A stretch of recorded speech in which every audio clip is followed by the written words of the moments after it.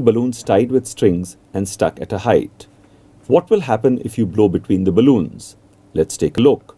Unlike what we expect, the balloons actually come together and stick to each other when air is blown between them.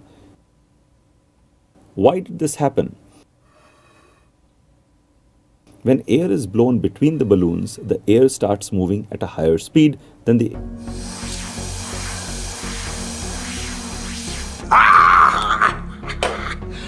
Let's go bigger. Ready? There we go. So what is Bernoulli's principle?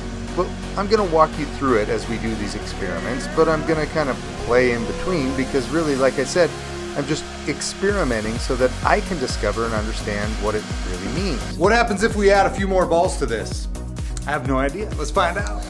But a very simplified definition of Bernoulli's principle is that faster moving air has a lower pressure, which is why these balls float. I'm guessing this is overkill, but that's how we like to do things. Overkill, right? Ping pong ball and 110-mile-an-hour wind with the blackened air.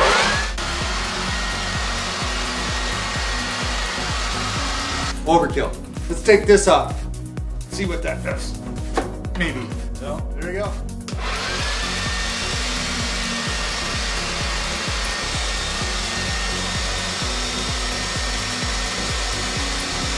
I think we need a heavier ball.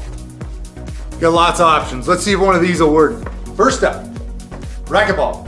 So this is a good time to talk about physics. Now, obviously, we've got this downward force, that's gravity pulling the ball towards the ground, and we got this upward force, that's the air pushing it up. So that's why it starts to hover, but why doesn't it fall? Why doesn't it get pushed out of the air and fall? Well, that's where Bernoulli's principle comes in. One thing you'll notice in all of these experiments is that the ball wobbles a bit, and that's because as the